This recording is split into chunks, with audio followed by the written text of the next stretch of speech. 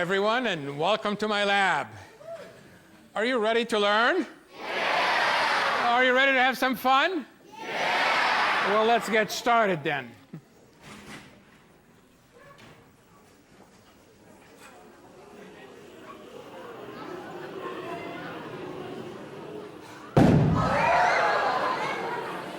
In my lab, we do a lot of fun experiments, and we always obey the safety rules. I am sure you have noticed that I have my goggles on. It is the state law that when we do scientific experiments that we put our goggles on. And I'm a law-abiding citizen, so I have them on. But that's not the only reason I have them on. It's good practice. I also want you to notice that we have a fire extinguisher right here, ready to be used, just in case something goes out of control. We're not planning on anything going out of control, but we have it as a safety precaution. And I want you to see it because I'm going to now set it on the side here where you and I and everyone in my lab knows where it is, and we use it as it is needed. So when you came in, you noticed that we have a lot of different chemicals and equipment on the tabletop, and we also have some things up in the air. What do we have up in the air? How many balloons are there? 6. And what color are they? So we have 6 balloons, and each one of them is red, yellow, and green? No. What are they? 2 are green, 2 are yellow, and 2 are red. What do you suppose we have in those balloons? You know why you say helium? Because you know from experience that helium is a gas lighter than air. And that's the key word, experience. We learn things not only to store them in our memory banks, but to use them. So that's a key word I want you to be thinking and using it as we go along, experience. Now, there are some gases that burn. For example, the gas that I'm using here is natural gas, it's liquid propane.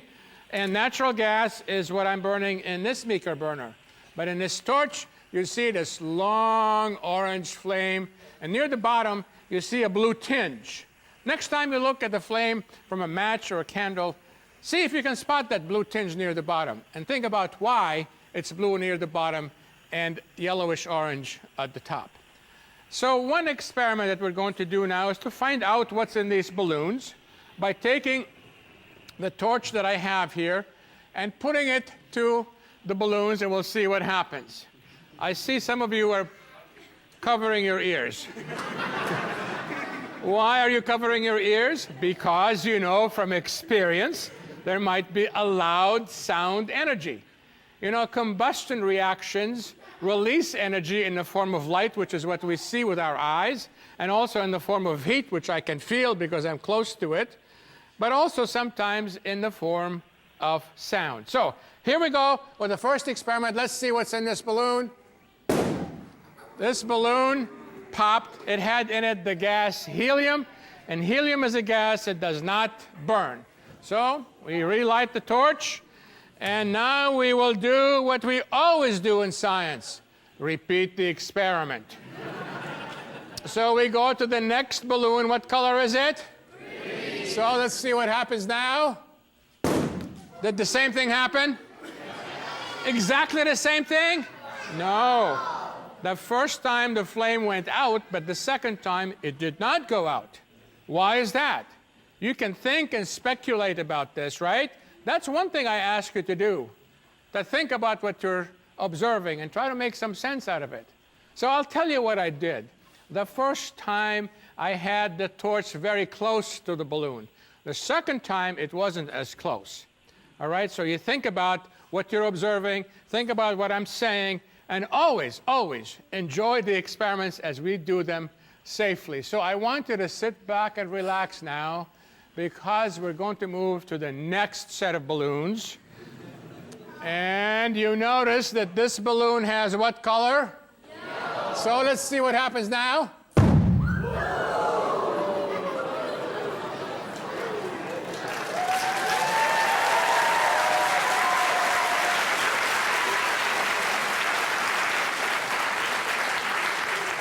Did that yellow balloon have in it helium? No. It had in it a gas we call hydrogen. Hydrogen is also lighter than gas, but it combines a lighter gas than helium. Hydrogen is a gas lighter than air. That's why the balloon was floating up. And hydrogen combines with oxygen in a combustion reaction. We call it an uncontrolled combustion reaction. This is a controlled combustion reaction. The balloon exploded. You know what we call uncontrolled combustion reactions? Explosions. Right? So, what do we always do in science? So we're going to repeat the experiment with the second yellow balloon, but we're going to do it in the dark. So with the lights down, please, all the way down. Let's see what happens now. Are you ready for this? Here we go.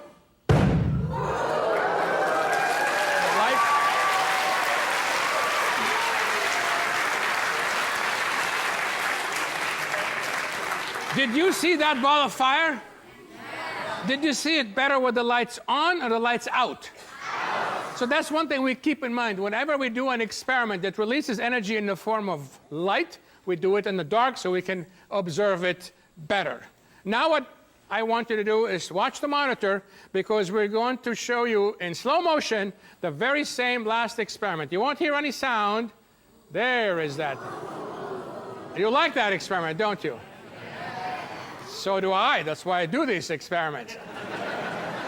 Well, you know, we have 2 more balloons, a whole lot of other experiments to do. What shall I do next? More balloons or other experiments? More balloons. Okay, say more balloons. All right. All right. I will do more balloons, but you and I always obey the safety rules, right? And you noticed as we moved from the green balloons to the yellow balloons, the intensity of the sound got louder. And what color are those balloons here? Red. So is that a hint of some sort that I'm giving you, right? So that's why I want you to protect your ears from damage by taking both fingers and putting them in your ear like this. I can't do the experiment and do this at the same time, so I'm going to use this for ear protection. I want everybody to protect their ears. If you can hear the sound of my voice, that means you don't have your ears well protected, all right? Here we go. You ready for this?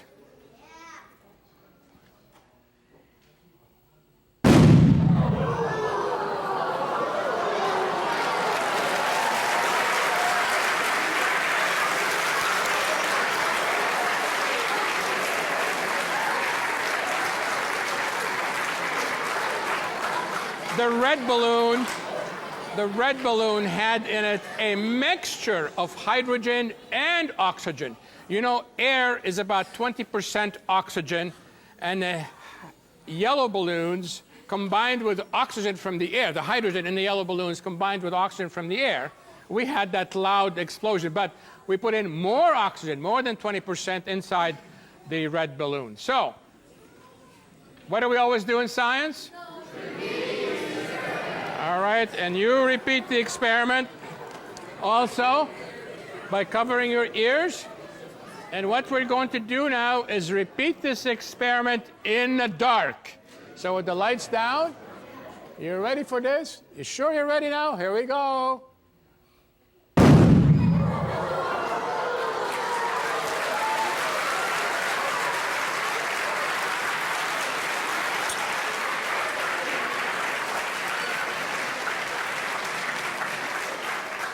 Watch the monitor. See if we can look at it in slow motion.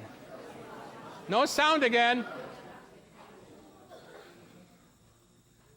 Much faster reaction than the previous one, right?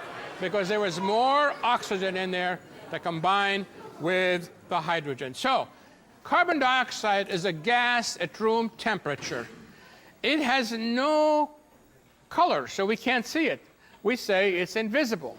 It also has no smell, so we can't smell it and we cannot see it. What I'm going to work with is a different form of the gas carbon dioxide. It's only different because it is solid carbon dioxide. Solid carbon dioxide is called dry ice. So dry ice is at a temperature of minus 78 degrees Celsius. It's very cold. That's why I put my glove on, to protect my hand from frostbite.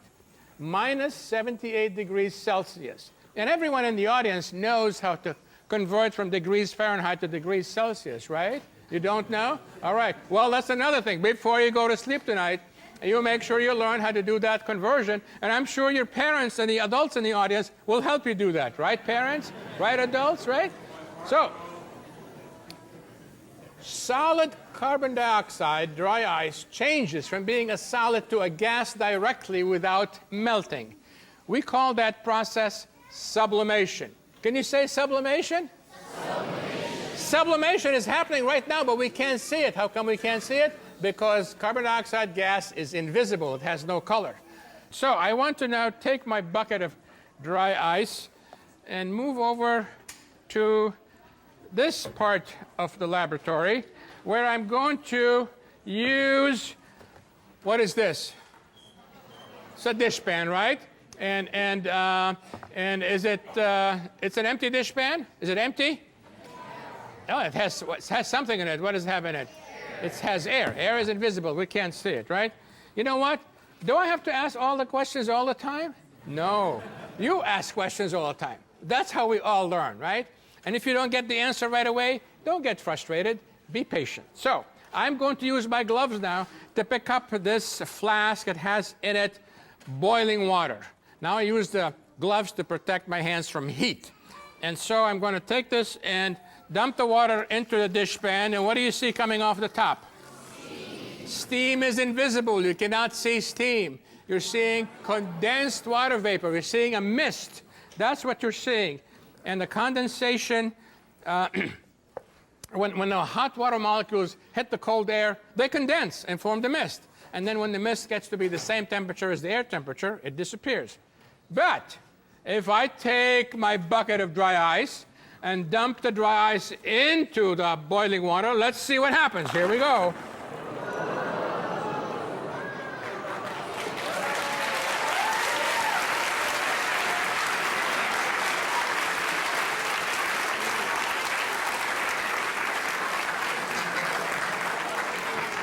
This is how they make fog in the movies sometimes. They take boiling water, add dry ice to it, and then blow it.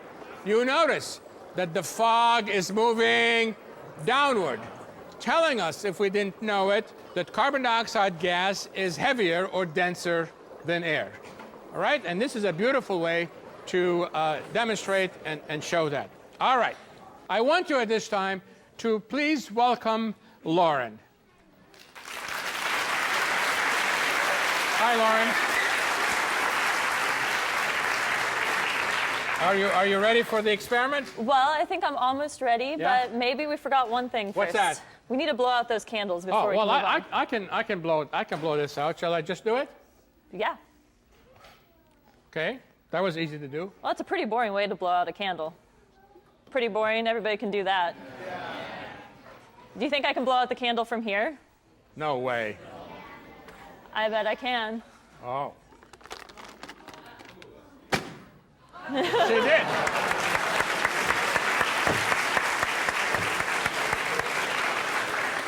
That was good. All right. Well, now I'm going to move on to my planned experiment. And so what I've got here is a conductivity tester, which is kind of a fancy name, but what does it look like? A light bulb. So if I plug this in, you can see nothing happened with the light bulb, no light yet. And that's because we're missing something. We need something to connect these two probes that actually will conduct the electricity through the entire circuit. So do you think the countertop conducts electricity? No, you probably don't want your countertops to conduct electricity. That could be bad. What about the knife blade? Yeah, so that should do it. It lights it up really nicely. That's very bright. Yeah. But what we can really use this for is to test the conductivity of solutions. So here I have a beaker of water. And you can see that typical water doesn't do much. And just to prove to you, these are all water. So nothing exciting going on yet. All right.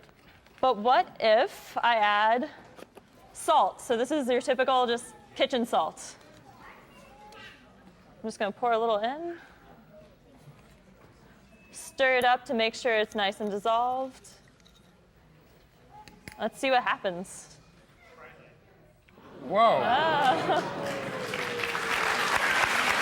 Cool.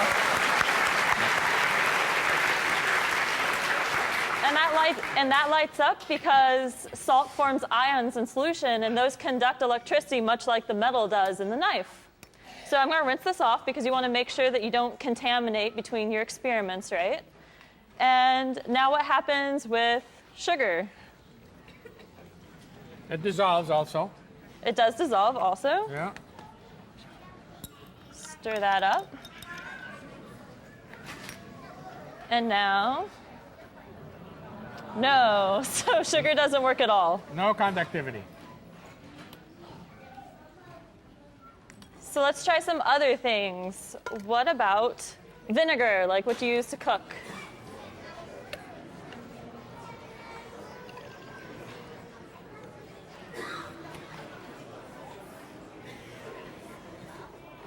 Okay, well, maybe if we turn the lights down, we could see something more. Oh. All right. So we saw something, it was pretty weak, not nearly as bright as the salt, right? I have one more thing, so this is ammonia. We use it for cleaning sometimes.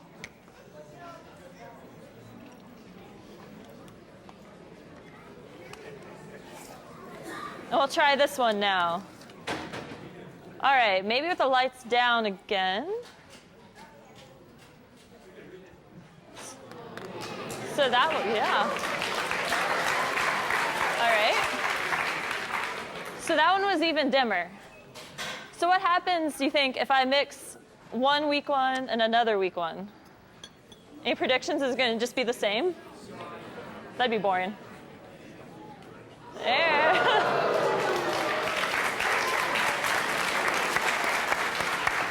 Oh, that was very nice, Lauren. Yeah. But now I have one more experiment I'd like to show you guys. All right. Maybe something a little bit flashier even. Flashier than this? Flashier than this. All right, if you say so. So I'm going to show you a very exothermic reaction, something that's going to produce a lot of light and heat. So here I have your typical flower pots from like Home Depot, and you can see inside there's kind of the sand stuff. And so that's an iron oxide, like the rust that forms on metal objects at home, and also aluminum. What are you going to do, the experiment here or someplace Well, else? so we have a second set of flower pots in here. We want to use this case because it's a little safer. And to get the reaction going, it needs a little bit of a spark. So I have a wand. And you need... And we're going to use the burner to light my wand. All right. Get the burner going.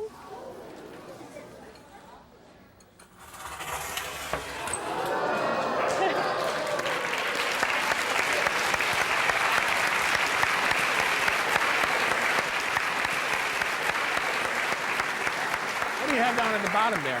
Well, to show you what it's produced,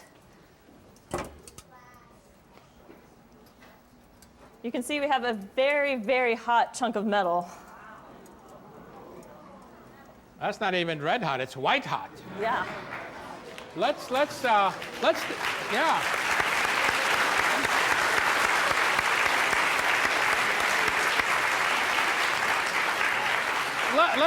Let's take a look in slow motion and see if we can see it a little differently.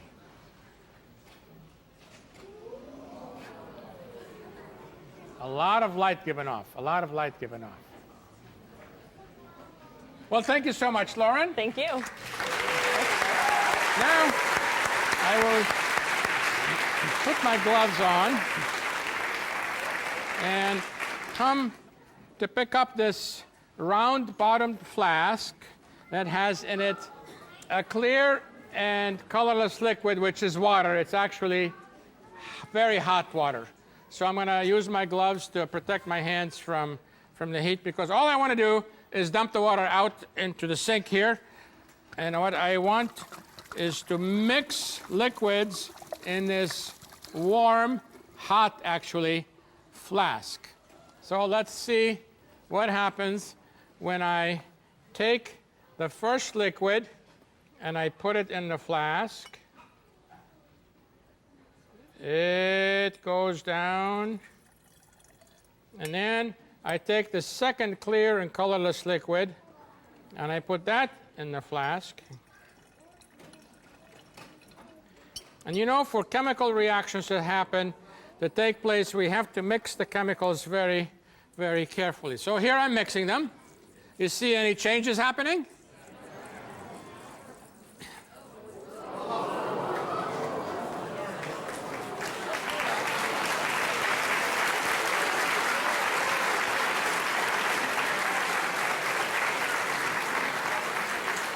I can see myself here. Can you see yourself in the front row?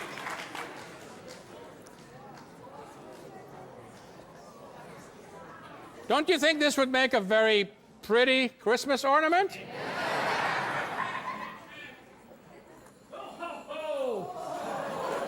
Merry Christmas!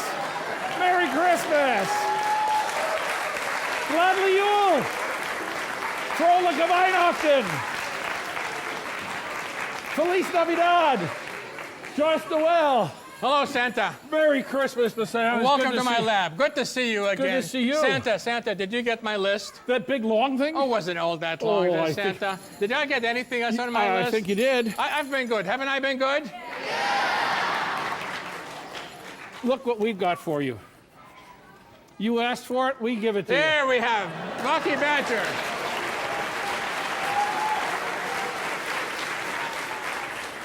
Bucky Badger is going to the Rose Bowl this year. and Bucky Badger, like everyone in my lab, obeys the safety rules, so we're going to give Bucky Badger some goggles here. I suppose Santa has to wear his too. Of course, Santa, you have to wear yours too. Yes. There we go. So here we go. Does that look good? So, yeah. Okay. How's that? Is that good? All right. Okay. Now, but Sam, Yes? we have for you Yes. from the American Chemical Society, of which you are the president. I am the president this year. 2012. Yes. We have a special present for you. Ooh. We did Wow. it again. Wow. Look at that.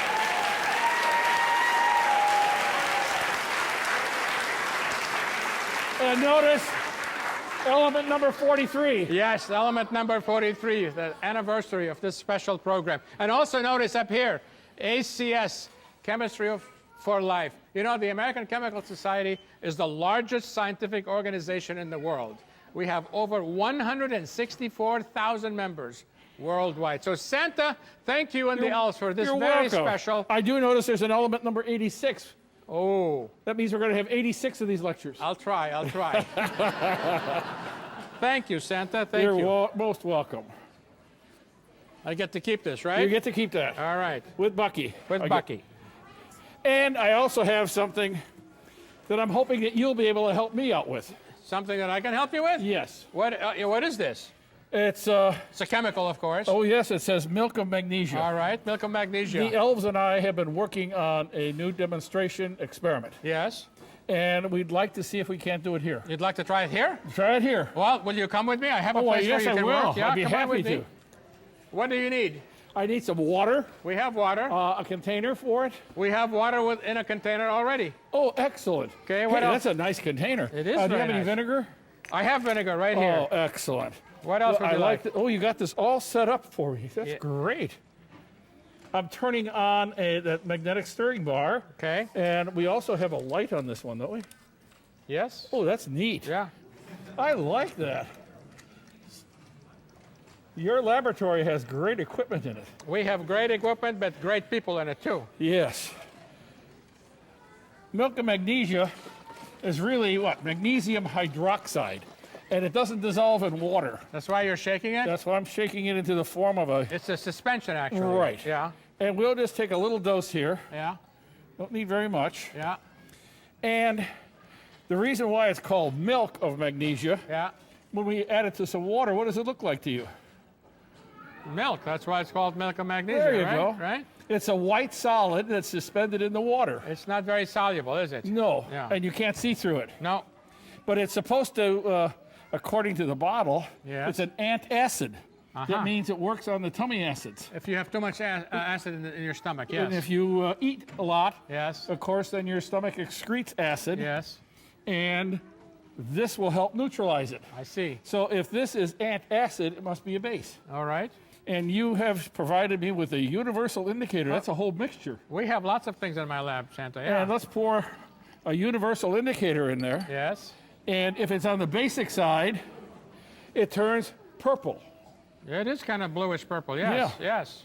So it's basic. So magnesium hydroxide, milk of magnesia is basic. Is basic to neutralize the tummy acid. All right. If you were to have some, say, some French fries, Yeah. your stomach then, to digest it, Yeah. would secrete some acid. Yes. So let's pretend the amount of acid Yeah. is like what we get from vinegar here. Let's pour a little bit of acid and see what happens.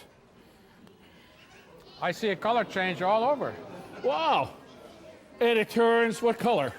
Well, it's kind of reddish pink. No, well, it's yellow. I see colors of the rainbow here. Yes, it does. Yeah. When it's on the acid side, it's kind of red. On the acid side, And it's as red. it starts to become more basic, it goes to orange. Uh-huh. And then it becomes yellow. I see that. And then what color? I see green now. It goes to green. Yeah. And then blue. Wow. And then violet. Santa, you and the elves do fun experiments. Where did you learn about these experiments? Well, one of the experiments we've learned a lot from scifun.com. Scifun.org is my website. Oh, yours is, that's Yeah, right, yours is Scifun. org. Okay. SCIFUN.org. Dot .org. Yeah. But I like this experiment. Can we put this experiment on Oh, my would you website? please? Yeah. Give credit to the elves. Of course. Credit to Santa and And the elves. how about if you went and supersized that? Ooh. We put a lot in there. Ooh. You'll notice you can't see through it yet, can you? No. So there's can't- still some of this MOM in there. There is milk in and there. magnesia. Yes. And as it goes and dissolves, more and more ions get out, and it neutralizes the acid unless we put too much acid in. Now, we started out with just, about that much, huh? Yeah, not very much, yeah. And we've already used this much, Yeah, use more acid, yeah. and it's still got solid in it, doesn't Still it? there, yeah. I wonder if we couldn't Adjust. add just a little bit more to see what happens. Well, it's right already. But what I would like to do is to use up all of the milk and magnesia. It's still in there because I see it's cloudy. It's not clear. That's why things don't act in your stomach instantly. It takes a little while for it to work. So if you let that spin down for a while, Okay. I'll bet you it'll turn clear and red. But you know, the sleigh is parked out front. Oh, Santa, And I don't want another parking ticket. No parking tickets, no. Thank you, Santa. Merry Christmas. Merry Christmas to you, Santa. Thank you very much, Santa. Thank you. Merry Christmas! Thank you, Santa. You're welcome. Vrolijke Weihnachten! Gladly Yule! Good Yule! Feliz Navidad! Joyous the last! Were you good? This is a glass beaker. The volume of this beaker, I want you to look at it. The volume of this beaker is 4 liters. So this is a 4-liter beaker. If you look at it right now, you just learned how big 4 liters is. And you cannot unlearn it. You may forget it. That's different. You think about that, all right? So this glass beaker, 4 liters in size, is empty except for air. So I'm going to put a magnet coated with Teflon right in there and turn the motor on. Can you see the magnet spin? Let's see.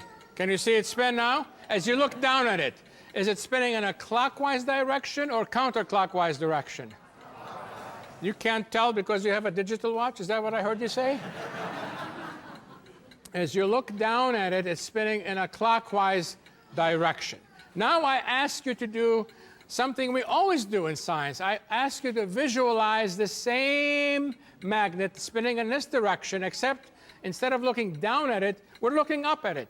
So visualize there's a ceiling fan up there moving in this direction. As you look up at it, this is a clockwise direction looking down. When you look up at it, what direction do you see? Counterclockwise. Okay, I'm a little confused about this.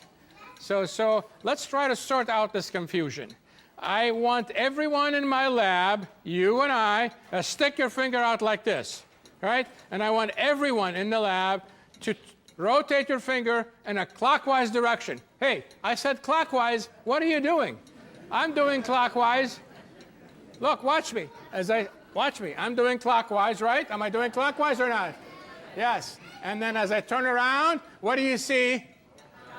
All right, you get the point? You always have to be careful about the vantage point that you have when you make observations so that you don't make confusing observations. Always validate the observations and try to make sense out of them. So now I'm going to add 3 different clear and colorless liquids into this 4-liter beaker. I increase the spinning a little bit here. Here's the first one, clear and colorless. Well, it is right there, a little cloudy, not as clear as it was before. I add the second one, and I get an increase in volume, which is very easy to observe. Then I add, let me increase spinning here. And you see what looks like a tornado. I hope that's the only tornado you'll ever see. I add the third liquid, and I get this beautiful dark color.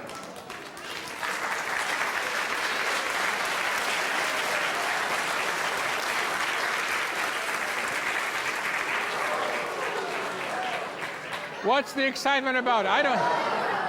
You're not paying attention to me anymore. What, am I missing out on something? What? Look, the last time I looked at the color of the liquid in the beaker was deep blue, almost black. Tell me when to look. Shall I look right now? No? Right this second? I don't want to trip over anything. Right? No? Okay, tell me when to look, all right? Help me out a little bit. Right now? Shall I look right now? No? Right now. You sure? Yes? Right now. Every time I look at it, it's deep blue.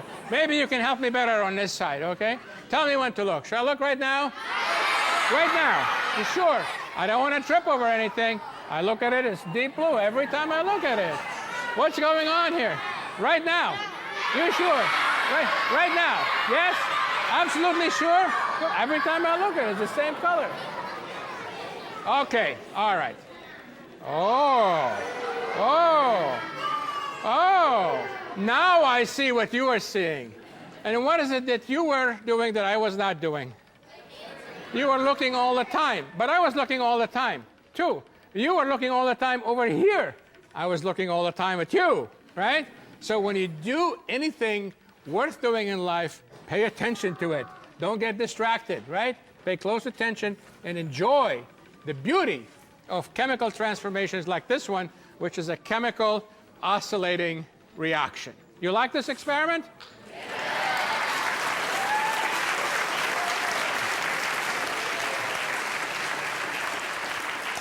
This is one of my very favorite experiments. It's one of about 50 known chemical oscillating reactions. And I'll tell you why it's one of my very favorite experiments. Because it was discovered by 2 high school teachers. And it's named after them. It's called the Briggs-Rauscher reaction. Briggs and Rauscher taught high school chemistry and physics in Northern California. And in 1973, published a paper describing this beautiful, captivating behavior that we have been witnessing here. We continue to witness it. A second reason it's special to me is because it took researchers, high-powered researchers, members of the National Academy of Sciences. It took them 9 years to figure out what's going on in here. So when we do scientific experiments, we always pay attention, we are vigilant, we learn how to deal with frustration, we're always patient, and we always ask questions and try to come up with answers to those questions. Now I'd like to ask you to welcome my longtime collaborator and friend, Dr. Rodney Schreiner. Rod?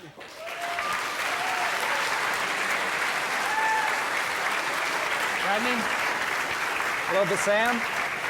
It's a pleasure to be here on this 43rd anniversary of your presentations. Thank you.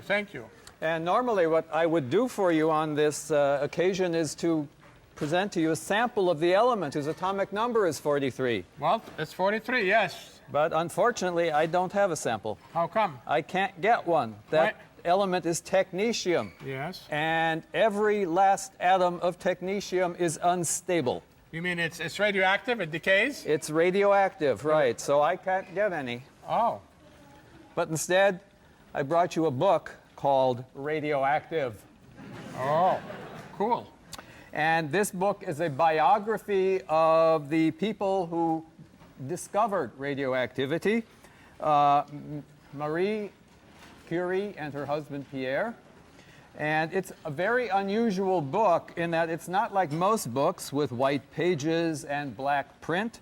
This book, well, there's one, but this book has many pages that are very colorful, like this one.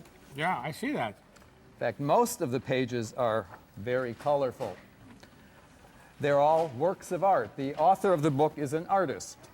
And I want to show you a book, particular pages. Why don't you hold that for me while I Sure. get out my stand? Rodney, isn't this the book that University of Wisconsin-Madison this year is using as the Go Big Read book? Go Big Read, yes. Every one of the incoming students is receiving a copy of this book so that it can be used in various courses across disciplines.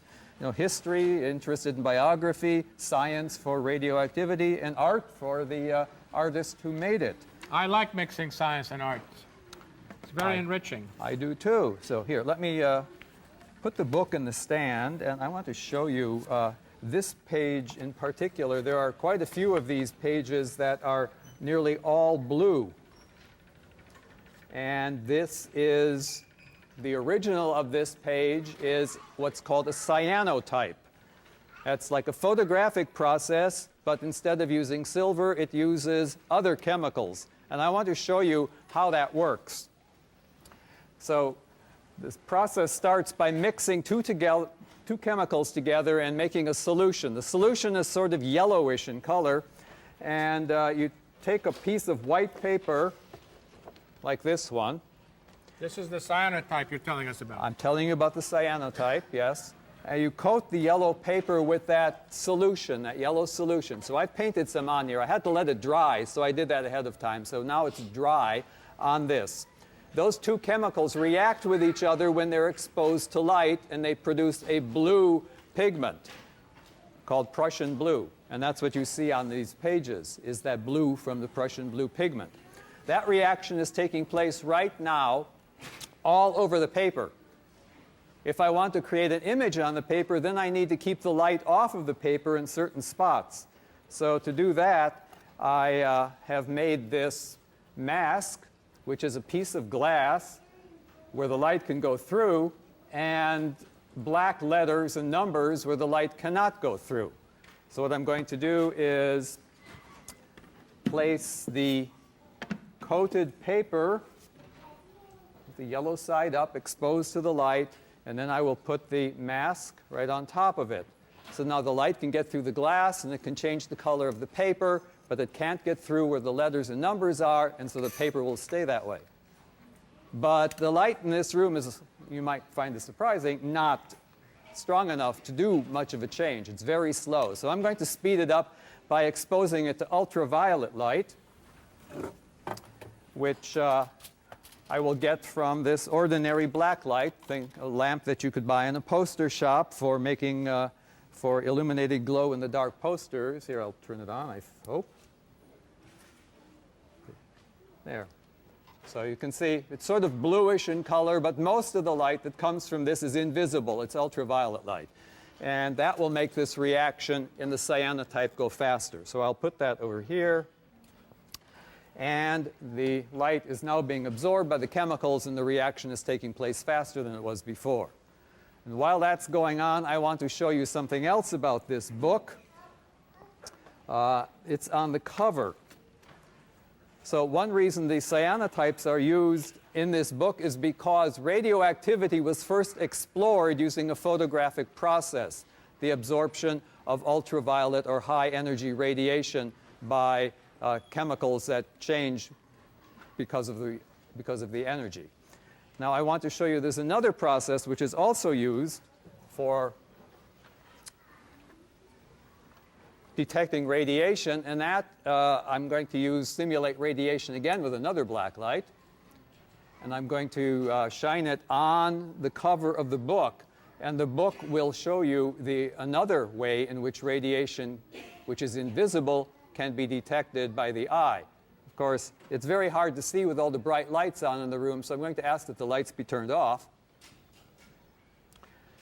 And with the lights off,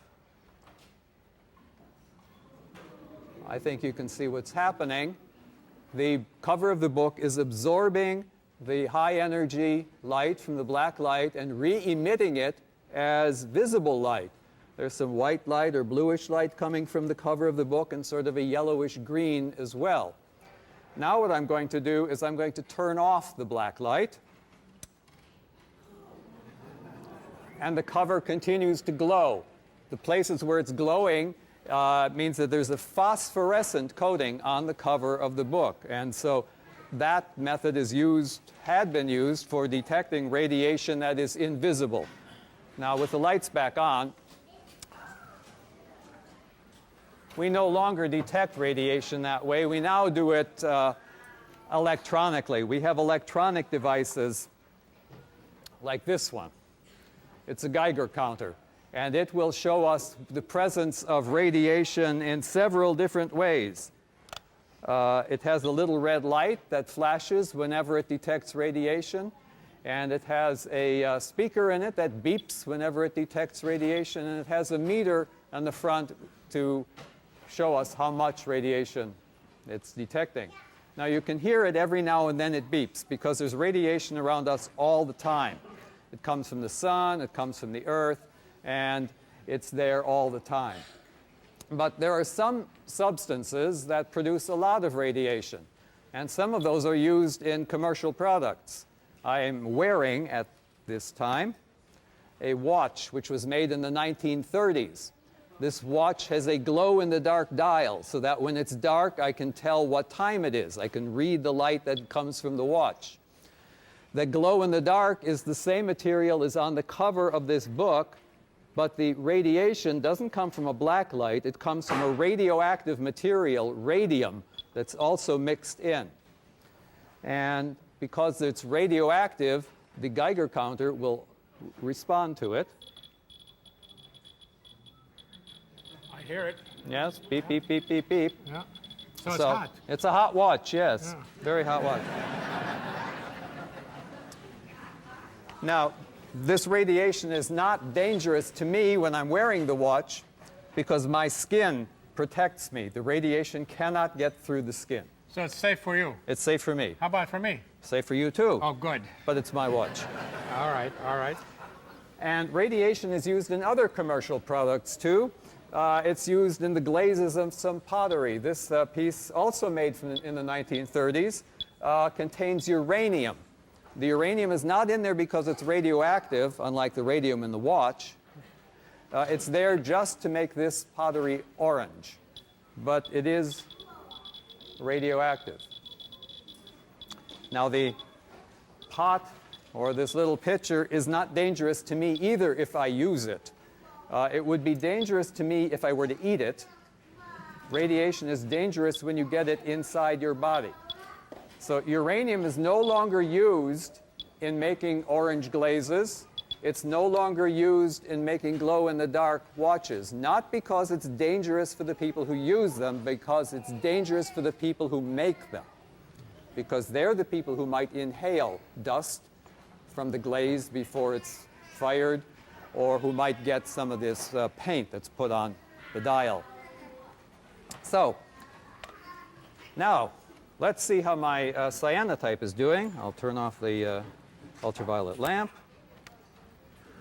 and put it away and show you that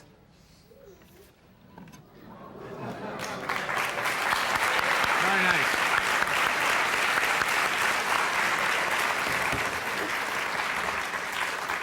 now there's still some yellow on here, and in the book you saw there wasn't any, but I can get that off simply by washing it. Just putting it in water, it'll dissolve away. So I think that's what I'm going to do. I'm going to go back in the lab and wash my print. Thank you very much, Rod. Thank you.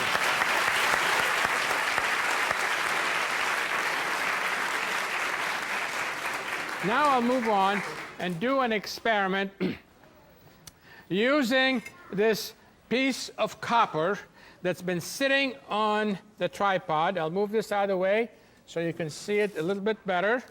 And what I want to do is heat this piece of copper using this Meeker burner.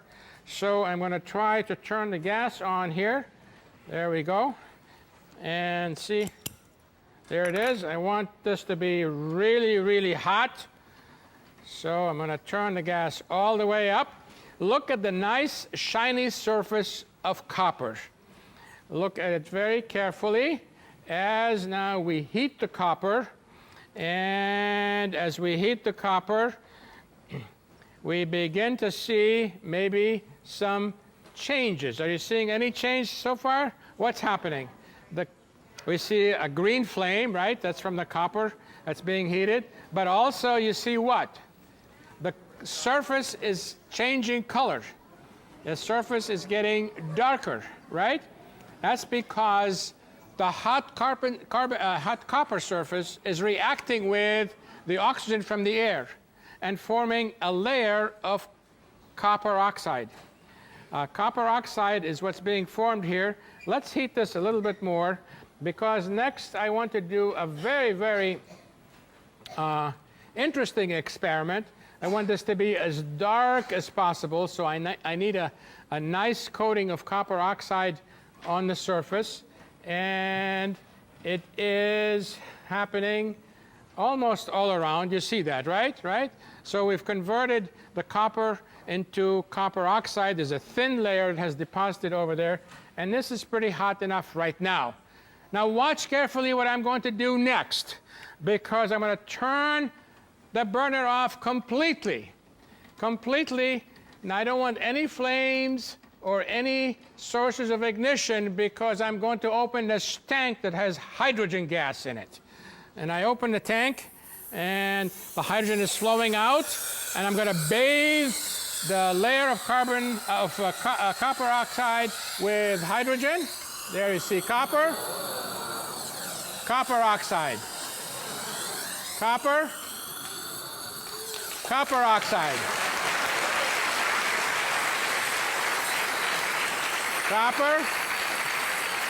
copper oxide. We keep doing this. As the metal cools down, we will reach a stage where we can no longer do it, but so far, so good. We're still doing it, right? There's a lot of hydrogen up in the air, so there's another beautiful chemical transformation. And now it's cooling off, and you like that?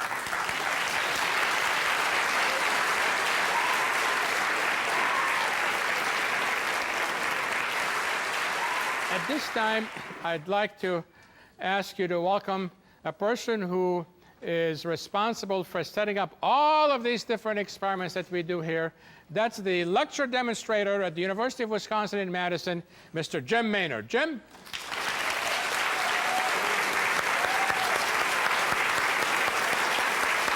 Hello, Jim. Hi. I also want you to know something else about Jim. He was a student in my freshman chemistry class some time ago. Indeed. I sat right up front, right over here. So I have an experiment I'd like to do for you today, too. All right. And I have a couple things under here that I will need. I have a syringe. I have a small Erlenmeyer flask with a clear and colorless liquid in it. And I have this torch. Okay. But that's not all I need. Whoa. So this is my experiment. Very long glass tube. Yes, indeed. And I see a rubber stopper on top and a rubber stopper down here. Yes, indeed. And is there anything in it? Yes, there's a gas trapped inside here. What's the name of the gas? This gas is called nitrous oxide. Its formula is N2O. You may know it as laughing gas. So nitrous oxide actually supports combustion, but it does not itself burn. So we're going to combine this gas with the chemical in here, and we're going to do a combustion reaction. And what's the chemical in here? Okay, this is called carbon disulfide. It's a similar structure to that of carbon dioxide, except it has sulfur where there would be oxygen. It's a foul-smelling, volatile liquid. That's why we're going to be very careful not to spill it. So that's why I'm using this syringe. This goes here. Don't worry, it doesn't hurt a bit. So I'm going to draw a certain amount of this Liquid liquid carbon disulfide into this syringe, and then I'm going to introduce it to this large cylinder.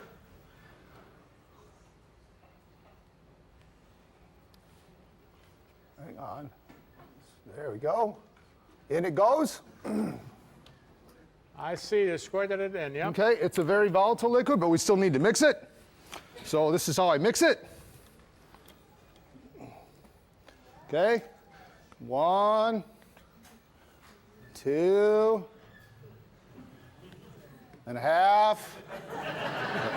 So now we're thoroughly mixed, and now I'm going to take the top stopper off and light this. May I have my torch? Thank you. With the lights completely down, please. 1, 2, 3.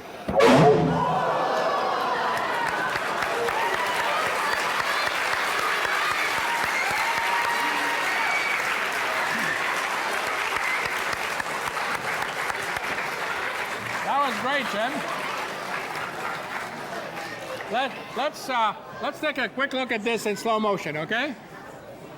You won't hear the sound. You'll just see that big flash going down. Jim watching it carefully. There we go.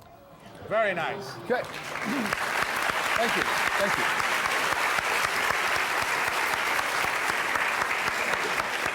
Thank you very much, Jim. And now I ask you to focus your attention on these plastic bottles that I have, that have in them screws placed inside each. They're not touching on the inside. I want to show you what it looks like on the inside. It looks like this. So there are 2 screws. They're separated by a distance of about 1 centimeter. There's a cork on top, and at the bottom there's a clear and colorless liquid. And what I want to do is an experiment using something that gives off sparks. It's called a Tesla coil. A Tesla coil, when I push the button, you'll hear the sound, but you can't see the spark. Let me see if I can try to show you the spark here. Here it is. I'm going to grab this scupula. I'm going to hold it real tight, and then, can you see the spark now jump? Okay. All right. So what I'm going to do is touch one of the screws and see if I can make the spark jump across the gap that separates the 2 screws. We'll see what happens. You ready for this? Here we go. All right, there's 1. There's 2. Ready for the next one? 3.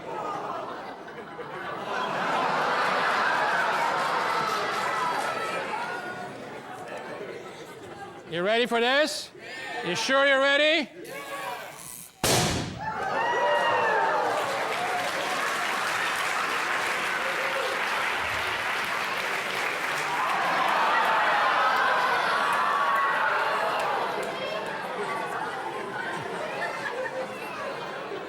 All right, here we go.